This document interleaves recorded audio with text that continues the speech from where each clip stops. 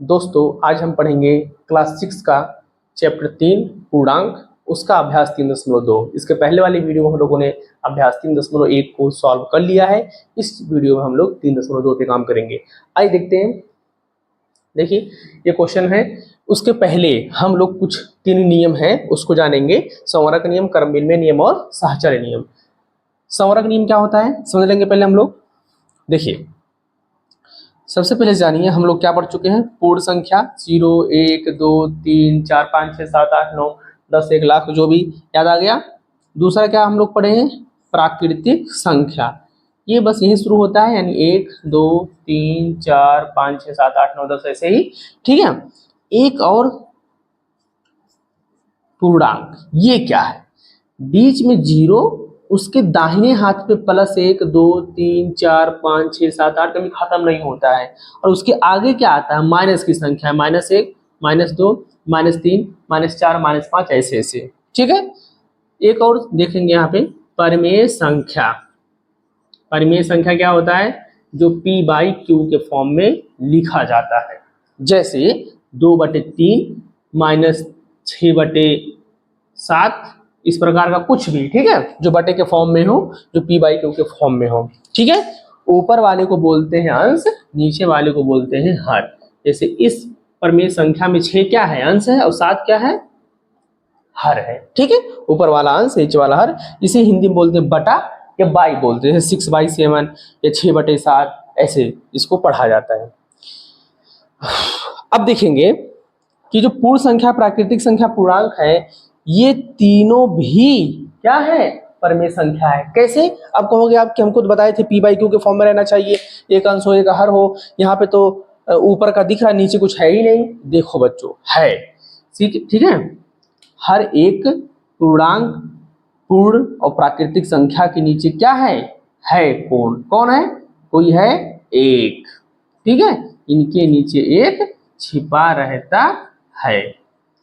तो आप तो दिखने लगे ना p/q के फॉर्म में। इसलिए पूर्ण संख्या भी परिमेय संख्या है, प्राकृतिक संख्या भी पूर्ण संख्या है, पूर्णांक भी, पूर्ण संख्या भी परिमेय संख्या है, प्राकृतिक संख्या भी परिमेय संख्या है, पूर्णांक भी परिमेय संख्या है, क्योंकि सबके नीचे एक मिलता है जो कि हमको p/q की तरह दिखने लगते हैं, इसलिए सभी लोग परिमेय संख्या है, ठीक है। ध्यान रहे बस कि जो q है यानी हर, वो 0 के बराबर नहीं होना चाहिए। इसी बात का हमको ध्यान देना, 0 नहीं होना चाहिए, नहीं तो इसका आंसर नॉट डिफाइंड आ जाएगा। क्या मैंने बोला, अंश जो है यानी ऊपर वाला कुछ भी आ जाए, 0 आ जाए, माइनस में आ जाए, प्लस में आ जाए, 1 लाख ले लो, 1 ले लो, 50 ले लो, 100, कुछ भी ले लो चलेगा, 0 भी ले लो, लेकिन Q में जो है सब कुछ चलेगा, यहां भी चलेगा, लेकिन 0 के अलावा। मैंने क्या बोला, यहां भी कुछ ले लो, यहां भी कुछ भी ले लो, सब चलेगा, लेकिन P ऊपर वाले में अंश में 0 भी ले लो चलेगा, लेकिन नीचे 0 नहीं चलेगा। मतलब जैसे मान लेते ऊपर कोई संख्या आ गया /0, ये नहीं चलेगा, तब ये परिमेय संख्या नहीं रह जाएगी, ठीक है। ऊपर 0 ले लो आप, ऊपर ले लो आप, ठीक है, तब चलेगा, तब ये परिमेय संख्या, लेकिन ये परिमेय संख्या नहीं है, ठीक है। क्यों, क्योंकि 0/5 का वैल्यू क्या आ जाएगा, 0, लेकिन 5/0 का वैल्यू नॉट डिफाइंड है, उसका आंसर आ ही नहीं सकता, ओके। इसी वजह से नीचे 0 नहीं आना चाहिए, उसके अलावा दुनिया कोई भी नंबर आ जाए, और ऊपर तो दुनिया का कोई भी नंबर आ जाए, सब परिमेय संख्या है, ठीक है। अब आते हैं अपने सवाल पे, मैं समझाना क्या चाहता था यहाँ पे।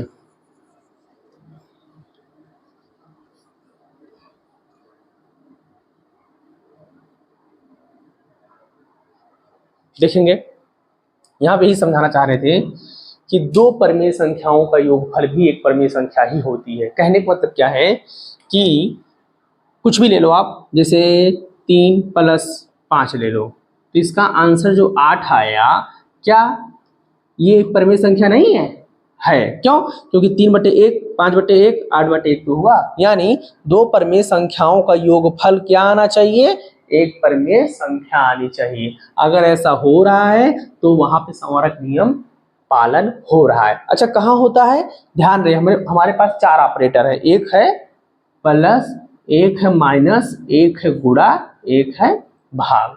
इन्हीं 4 ऑपरेटरों के साथ हम संख्याओं को आगे पीछे करके अपना पूरा काम करते हैं, ये तो पता ही है। जैसे 2 × 3 2 - 5, 10 × 5 50/2 ऐसे कुछ भी लिखते हैं तो इन्हीं चारों चिन्हों का ही तो प्रयोग करते हैं हम लोग।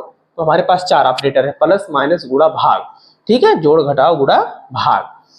तो संवरक नियम सबसे पहले हम प्लस के साथ चेक करेंगे कि लगता है कि नहीं। तो हमने देख लिया कि दो परिमेय संख्याओं को जब हमने जोड़ा तो उसका आंसर जो आया वो भी एक परिमेय संख्या था, ठीक है। अच्छा, और भी संख्या लेते हैं, जैसे 0 + 1 ले लेते हैं तो आंसर क्या आ गया 1, ये भी परिमेय संख्या, ये भी परिमेय संख्या, आंसर भी परिमेय संख्या आ गया। तब क्या हो गया कि प्लस जो है संवरक नियम यानी इंग्लिश में बोलते हैं क्लोजर प्रॉपर्टी को होल्ड करता है, यानी इसका पालन प्लस जो है करता है। यानी अगर दो परिमेय संख्याओं को हम जोड़े आगे पीछे करके कैसे भी तो हमको एक परिमेय संख्या ही देता है, उसमें कोई दो राय नहीं है। इसलिए प्लस जो है संवरक नियम का पालन करता है, ठीक है। माइनस के पास आते हैं, जैसे 50 - 20 कितना आ गया आंसर 30 आ गया। अच्छा, इसको मैं पलट देता हूं, 20 - 50 कितना आंसर आ गया -30 आ गया। देखो, जब बड़ी संख्या में से छोटी संख्या घटेगी तो प्लस में आंसर आता है, लेकिन जब बड़ी पीछे हो और छोटी आगे हो तो आंसर तो वही आएगा, लेकिन चिन्ह माइनस का लग जाएगा, ठीक है। तो देखो, अभी जस्ट मैंने पीछे कहा था आपसे कि p/q के फॉर्म में होना चाहिए, चाहे वो प्लस में चाहे माइनस, तो -30 आ गया ना, तो है ना परिमेय संख्या। तो यानी आपने क्या समझा कि माइनस के साथ भी संवरक नियम का पालन होता है, ठीक है। अब हम गुणा और भाग के साथ काम करेंगे, जैसे 2 × 5 कर लेते हैं, कितना आंसर आ गया 10। अरे 0 × 100 ले लो, कुछ भी ले लो, कितना आंसर आ गया 0। तो देखो यहाँ पे परिमेय संख्या लिया गया और आंसर क्या एक परिमेय संख्या ही आया है, तो कुछ भी आगे पीछे ले लो, 0 भी ले लो, कुछ भी ले लो, तो हमारा जो है आंसर एक परिमेय संख्या ही आता है, अर्थात गुणा भी संवरक नियम का पालन करता है, ठीक है। अब भाग के पास आ जाओ, जैसे हमने 10 में 5 से भाग किया तो 5 दूना 10, ठीक है, या 5 में 10 से भाग कर दो तो 5 × 5 5 दूना 10 ऐसे आ गया, चलो ठीक है।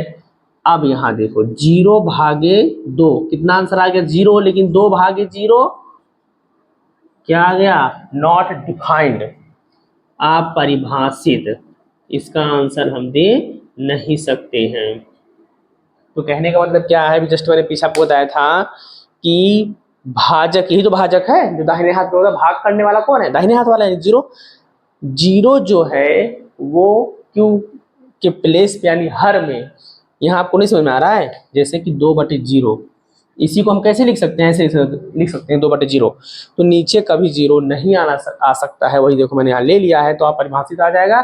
यानी भाग में संवरक नियम फॉलो करता है, लेकिन कब तक, जब तक 0 के अलावा आप नंबर लेते हैं तब तक, ध्यान रहे। तो 0 भी संवरक नियम काम करेगा, लेकिन 0 ना लेकर के 0 के अलावा दुनिया का कोई भी नंबर ले लो तभी काम करेगा, नहीं तो नहीं, ठीक है।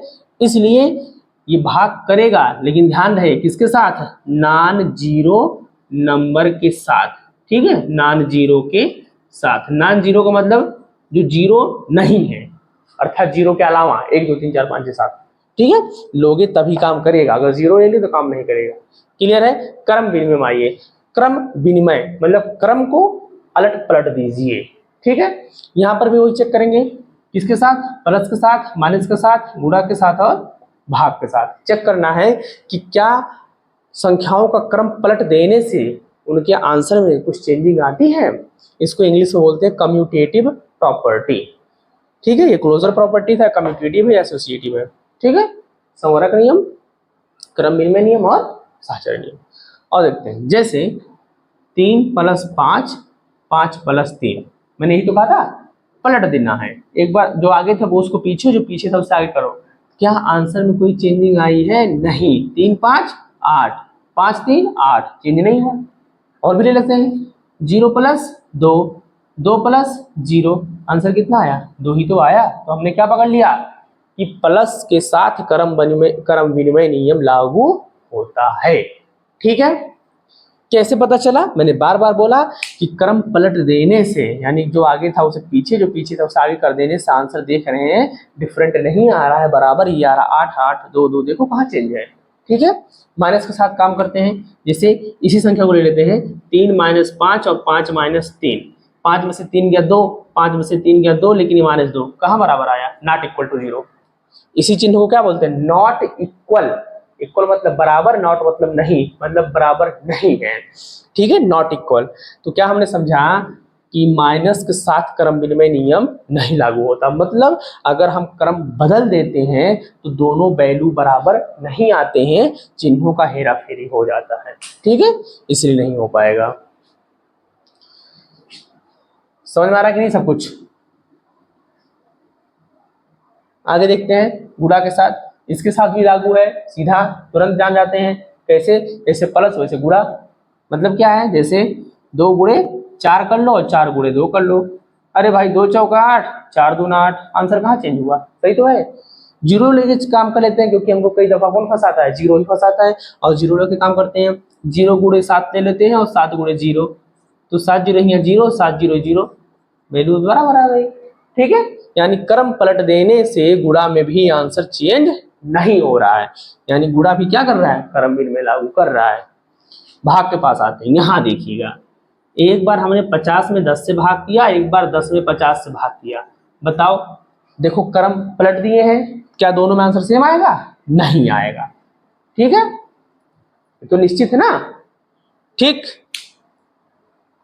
चलिए आगे चलते हैं, आप साहचर्य नियम को लगाते हैं। साहचर्य नियम में देखिए 3 संख्याएं हमको लेनी पड़ेंगी, जैसे, अच्छा उसको ले रहे हैं, पहले इसको समझ लेंगे। जैसे संवर्ग नियम हमने 4 चिन्हों पे चेक किया, क्रम में भी 4 चिन्हों, क्योंकि हम दुनिया का समस्त नंबर इन्हीं 4 चिन्हों के इर्द गिर्द ही लिखते हैं, इतना प्लस इतना, इतना माइनस इतना, इतना भागे इतना, इतना गुणे इतना, ही तो चलता है 4 चिन्ह, ठीक है। साहचर्य नियम में आते हैं, इस पर भी हम प्लस माइनस गुणा भाग में काम करेंगे, ठीक है। देखिए साहचर्य नियम हम लागू करते हैं प्लस माइनस गुणा भाग पे। आइए देखते हैं, इसमें 3 संख्याएं हमको लेनी पड़ेंगी, जैसे 2 प्लस 3 प्लस 4। अब इसको पलट देना है, अब इन दोनों को ब्रैकेट में लेना है, इसको फ्री कर दो, 2 प्लस 3 और प्लस 4। क्या समझते हैं इससे, 3 संख्याएं लिए, एक बार लास्ट के 2 लोग को ब्रैकेट में रखेंगे, आगे फ्री रखेंगे, और एक बार आगे के 2 लोग को ब्रैकेट में लेंगे, पीछे के फ्री रखेंगे। अच्छा मैंने बराबर क्यों लगा दिया, क्योंकि मुझे पता है, मैंने पढ़ा है, इसलिए मुझे पहले लगा दिया मैंने कि दोनों का आंसर क्या आएगा, बराबर आने वाला है, इसलिए बीच में मैंने बराबर का चिन्ह लगा दिया है। आगे और समझते हैं, ब्रैकेट का अच्छा महत्व क्या होता है। ब्रैकेट यही कहता है कि सबसे पहले हम सवाल को जब हल करेंगे, सबसे पहला काम कहाँ करेंगे, कैलकुलेशन करना, ये ब्रैकेट वाले पे सबसे पहला अटैक हम ब्रैकेट पे करेंगे, ठीक है। जैसे 2 तो 2 ही है, 3 4 के बीच में क्या हो रहा है, प्लस, तो उनको जोड़ देंगे, 3 4 7 हो जाएगा। मैंने क्या कहा था, देखो 2 में कुछ नहीं कर सकते, पहले हम ब्रैकेट वाले को सॉल्व करके लेकर आएंगे, फिर उसको 2 में जोड़ेंगे, ठीक है। तो ऐसे यहाँ पर भी पहले हम ब्रैकेट वाले को सॉल्व करेंगे, 3 2 5, फिर जो बाहर पड़ा हुआ है उसे भी लिख देंगे, अगली लाइन में उसको भी सॉल्व कर देंगे, 7 2 9 5 4 9, देखो बराबर आगे नहीं आ गया। आप जीरो भी लेकर के चेक कर सकते हो, आपका हर हाल में सवाल सही ही आएगा, मतलब स्थान बदल देने। देखो इसमें 2 लोग का स्थान बदला था, इसमें 3 लोग का स्थान बदलेगा, अभी ब्रैकेट का भी इसमें खेल है, ठीक है। तो प्लस में साहचर्य नियम यानी एसोसिएटिव लॉ या एसोसिएटिव प्रॉपर्टी बोलते हैं, वो होल्ड होगा, ठीक है। माइनस में आ जाओ, देखो माइनस में नहीं करेगा, सीधी सी बात, कैसे, जैसे 2 माइनस 3 माइनस 4, यहां देखेंगे ध्यान से, 2 माइनस 3 माइनस 4, ठीक है। अब 2 माइनस 3 और माइनस 4, मैंने क्या कहा था कि सबसे पहले हम काम कहाँ करेंगे, ब्रैकेट वाले पे, तो 4 में से 3 गया 1, 4 के सामने माइनस है तो आंसर में माइनस आ गया, आगे कोई काम नहीं किया तो ऐसे ही रहेगा। यहाँ देखो 3 में से 2 गया 1, माइनस है, क्योंकि 3 बड़ा है, 3 के सामने माइनस है तो आंसर में उसी की चलेगी, ठीक है। 2 जैसे ही ब्रैकेट खुलेगा तो माइनस माइनस क्या हो जाता है, प्लस, ब्रैकेट खुलेगा जिसके सामने कोई चिन्ह है ही नहीं, तो गुणा कौन करेगा, कोई नहीं करेगा, तो माइनस 1 आएगा, माइनस 4 हो गया, ठीक है। 2 1 3 4 1 5, कहाँ बराबर है, समझे कि नहीं। देखो पलट देने से आंसर बराबर नहीं आया, सीधी सी बात, जो जो क्रम विनिमय नियम को पालन कर रहा था वही यहाँ पे साहचर्य नियम का भी पालन करेगा, ठीक है, एकदम रट्टू याद कर लो, कोई दिक्कत नहीं है, ठीक है। तो माइनस में क्या हुआ, आपने देखा कि ये साहचर्य नियम का पालन नहीं कर रहा है। अब किसमें हमको चेक करना है, गुणा और भाग में, और देखते हैं गुणा और भाग साहचर्य नियम का पालन करते हैं कि नहीं, उतना वो आइडिया लग ही चुका होगा। सब जगह जहां प्लस प्लस माइनस माइनस लिए थे वहां पे क्या ले लेंगे, गुणा गुणा गुणा। अब गुणा कर देने से कोई दिक्कत नहीं पड़ेगा, आंसर सेम आएगा। यानी गुणा भी क्या करेगा, साचरे नियम का पालन करेगा और भाग नहीं कर पाएगा। ठीक है, आओ चेक करते हैं। जैसे 2 गुणे 3 गुणे 4 बराबर 2 गुणे 3 गुणे 4। देखिए सबसे पहले काम कहाँ करेंगे, ब्रैकेट पे। ये वाला ऐसे रहेगा, 4 तिया 12, 2 तिया 6, बाहर वाला वैसे रहेगा, 12 दूनी 24, 6 चौक 24। क्या समझा आपने, समझ में आ गया सब कुछ ना। ओके, भाग में लेंगे भाई। देखो सीधी सी बात, जैसे यहाँ पे हम इसको पलट देने से एक बार 50 में 10 भाग कर रहा था, एक बार 10 में 50 भाग कर रहा था, तो आंसर कहाँ से आएगा, सेम तरीके वही यहाँ भी मान लीजिए। यहाँ पर भी भाग में क्या होगा, ऐसे अदला बदली कर देने से वो बराबर वैल्यू मान नहीं आएगा। ठीक है, समझ में आ गया। आगे चलते हैं। संवरक नियम एक बार मैं रिपीट कर देता हूं। संवरक नियम कहता है कि दो संख्याओं को लेने पर, दो परिमेय संख्याओं को लेने पर उसमें प्लस माइनस गुणा भाग अगर करेंगे तो एक परिमेय संख्या ही प्राप्त होगी। ठीक है, तो अगर ये प्राप्त कर देते हैं इसका मतलब कि प्लस माइनस गुणा भाग में संवरक नियम काम कर गया। ध्यान रहे भाग भी करता है लेकिन नॉन जीरो संख्या के साथ करेगा, मतलब जीरो के अलावा। अगर जीरो ले लेंगे ऐसे तो वो काम नहीं करेगा। चलिए क्रम विनिमय नियम में आते हैं। क्रम अल्टा पलटी, इसका मतलब होगा क्रम की अदला बदली, उसी को क्या बोला गया, क्रम विनिमय। मतलब आगे पीछे करके काम करेंगे। तो आप जानते हैं कि प्लस और गुणा अदला बदली करने से आंसर में चेंजिंग नहीं करते हैं, लेकिन माइनस और भाग अदला बदली कर देने से आंसर उनका बदल जाता है। इसलिए प्लस और गुणा क्रम विनिमय नियम को होल्ड करते हैं, क्रम विनिमय नियम का पालन करते हैं। माइनस और भाग क्रम विनिमय नियम का पालन नहीं करते हैं। सेम तरीका यहाँ पर भी हो गया। प्लस और गुणा सहचर नियम का पालन करते हैं क्योंकि उसमें आगे पीछे कर देने से कोई इफेक्ट नहीं पड़ता, आंसर वही आता है। लेकिन माइनस और भाग में सहचर नियम पालन नहीं होता है। ठीक है, चलिए अब सवाल में आते हैं। 8 में 7 जोड़ने पे क्या आएगा, 15। तो 8 में क्या जोड़ दे क्योंकि दोनों की वैल्यू बराबर। देखो क्या कह रहा है, सवाल प्रश्न समझो। इधर का वैल्यू इधर का वैल्यू क्या है, बराबर है। इधर के दोनों लोग दिए गए, यहाँ पे एक आदमी एक हमको नहीं पता है, तो यहाँ से निकालते हैं 7 7 14, ये कितना हो गया 15। तो यहाँ भी कितना आएगा, 15 ही आएगा, तभी तो इसके बराबर होगा। अब आप सोचो अगर यहाँ 8 है तो 8 में कितना जोड़े कि 15 आ जाए, जाहिर सी बात है क्या जोड़ेंगे भाई, 7। अरे जब 8 में यहाँ 7 जोड़ के 15 बनाए तो यहाँ पर भी 8 में 7 जोड़ के 15 बनाएंगे। ठीक है, वो तो दूसरी बात हो गई। एक बात और देख सकते हैं, यहाँ पे क्या किया गया, क्रम विनिमय। देखिए ऐसे अदला बदली हो गई, क्रम विनिमय का नियम लगाया गया है। सेम यहाँ पर भी ऐसे कर दिया गया है, एकदम आंख बंद करके लगाते चले जाओ। 17 8 8 17। अच्छा क्यों भर रहा हूं तो पता है ना, क्योंकि दोनों तरफ का वैल्यू क्या है आपस में, देखो चिन्ह क्या बता रहा है, बराबर है।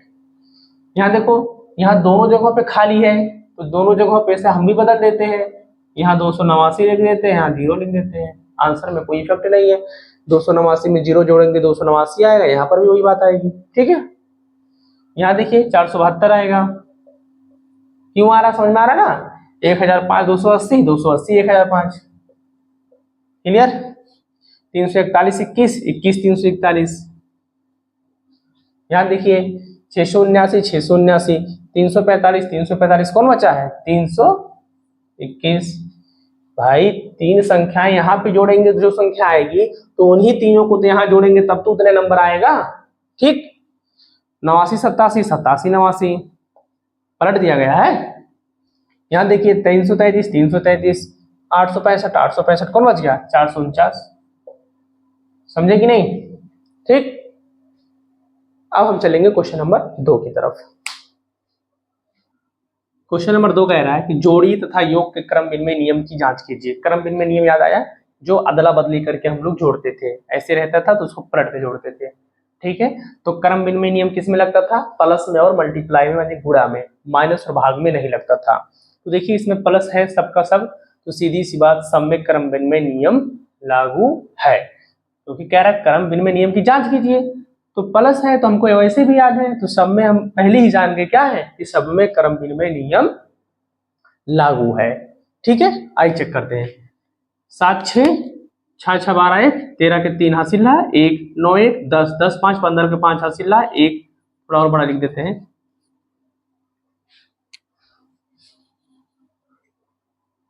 देखिए 7 6 13, 13 के 3 हासिल 1, 9 1 10, 10 5 15 के 5 हासिल 1, 8 3 11 1 12। ये हो गया इधर के लोगों का जोड़।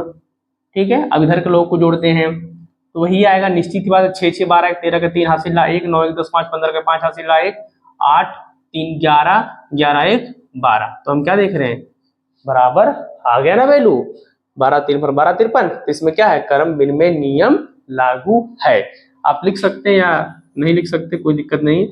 क्रम विनिमय नियम लागू है, या खाली लिख दीजिए क्रम विनिमय नियम है या लगा है, कोई दिक्कत नहीं। ठीक है, कई तरीके से लिख सकते हैं। यहां देखिए 8 5 13 के 3 हासिल 1, 8 2 10 11 के 1 हासिल 1, 7 1 8। यहाँ जोड़िए 8 5 13 का 3 हासिल 1, 8 2 10 11 के 1 हासिल 1 7 1 8, 8 8 13 आ गया ना, दोनों की वैल्यू बराबर। यहाँ पर भी क्या लिख सकते हैं, क्रम विनिमय नियम लागू है। यही वाला अक्षर यहाँ पे लिख सकते हैं। ठीक है, चलिए आगे देखते हैं। 5 5 10 के 0 हासिल 1, 8 1 9 और जो एक हासिल था 10 के 0 हासिल 1, 5 2 7 और एक जो हासिल था वो 8। ठीक है, यहाँ देखिए 5 5, देखिए इधर का इकाई इधर का इकाई, 5 5 10 10 का 0 हासिल 1, 8 1 9 9 1 10 10 का 0 हासिल 1, 5 2 7 और एक 8। दोनों तरफ की वैल्यू क्या आ गई, 800 800। यहाँ पर भी क्या है, क्रम विनिमय नियम लागू, क्रम विनिमय नियम लागू है। ठीक है, यहाँ ये 4 1 5 9 5 9 5 14, 14 के 4 हासिल 1, 5 1 6 6 और एक हासिल था वो 7, 4 1 5 9 5 14 के 4 हासिल 1, 5 1 6 और एक 7। देखिए दोनों तरफ क्या है, 745 745। यहाँ पर भी क्या लिख सकते हैं, क्रम विनिमय नियम लागू है। ठीक है, यही शब्द देखिए चारों जगह लिख देना, लिख लीजिएगा आप। ठीक है, क्रम विनिमय नियम लगा है, क्रम विनिमय लागू है, कुछ भी कोई दिक्कत नहीं। ठीक है, चलिए सत्य असत्य की जांच करते हैं। यहाँ देखिए 16 + 4 4 + 16, भाई क्या है, सत्य है एकदम। कौन सा नियम लगा है, क्रम विनिमय नियम लगा है। ठीक है, यानी संख्याओं को आगे पीछे कर देने से आंसर में बदलाव नहीं आता है। अगर आपकी इच्छा तो मैं कर भी कर देता हूँ। 16 4 20, 16 4 20, देखिए बराबर है कि नहीं दोनों वैल्यू। तो इतना बराबर है इतने के, तो क्या सही है, हाँ सही है। क्यों, कैसे हमने, क्योंकि हमने यहाँ पे सॉल्व किया और देखा कि दोनों की वैल्यू क्या आ रही, 20 20 आ रही, तो क्या है, सत्य है। ठीक है, ये बॉक्स इसी क्वेश्चन के लिए है, इस क्वेश्चन का बॉक्स ये है, इस क्वेश्चन का बॉक्स ये है। ठीक है, चलिए यहाँ पे आइए, 23 3 26, 23 3 26, तो बराबर आएगा नहीं आया, क्लियर। यहाँ आइए 63 में 0 जोड़ेंगे कितना आएगा, 63, 63 में 0 जोड़ेंगे कितना आएगा, 63। लेकिन ये क्या, सत्य नहीं करना है, यहाँ पे 26 26 था तो यहाँ पे क्या दिया, बराबर का चिन्ह लगा था, तो हाँ ये बराबर है, इसलिए सत्य का निशान लगा दिया हमने, सही कहा। यहाँ देखिए ये बराबर तो आ रहा है, लेकिन इस सवाल में इसने कहा कि is not equal, not equal यानी बराबर नहीं है। तो भाई कहाँ नहीं बराबर है, 63 में 0 जोड़ेंगे 63 आ रहा है, 63 में 0 जोड़ेंगे 63 आ रहा है, यानी बराबर वैल्यू आ रही है। लेकिन क्वेश्चन कह रहा है कि नहीं बराबर है, तब क्या, तो गलत बात है। ठीक, यानी यहाँ बराबर का निशान होता तब हम कहते कि हाँ ये सत्य है। ठीक है, क्योंकि सॉल्व करने से बराबर वैल्यू मिल रही है, समझे कि नहीं, क्लियर। इस अभ्यास का ये आखिरी सवाल है, क्वेश्चन नंबर 4। इसमें क्या करना है, योगफल ज्ञात करो तथा योग के साहचर्य नियम की जांच करो। भाई सीधी सी बात, योग जो है संवरक नियम में भी लागू है, क्रम विनिमय नियम में भी लागू होता है, हमने देख लिया था, और साहचर्य नियम में भी लागू होता है। एकदम आंख बंद करके ये सारे सवाल सही है, बस अब सवाल दे दिया है तो हमको थोड़ा सा नियम कानून के तहत इसको सॉल्व करना पड़ेगा, बाकी है तो सही है। ठीक है, और चेक करते हो। देखिए मैंने क्या बताया था, 3 संख्याएं होंगी साहचर्य वाले में। ठीक है, अच्छा एक बात और देखिए, अभ्यास 3.2 में सिर्फ योग का ही क्रम विनिमय दे रहा है, योग का साहचर्य दे रहा है, योग का संवरक दे रहा है, लेकिन हम लोगों ने अभी प्लस माइनस गुणा भाग चारों ऑपरेटर में तीनों नियमों के बारे में पढ़ लिया था। मतलब चारों चिन्हों में संवरक नियम, चारों चिन्हों में क्रम विनिमय नियम, चारों चिन्हों में साहचर्य नियम। ठीक है,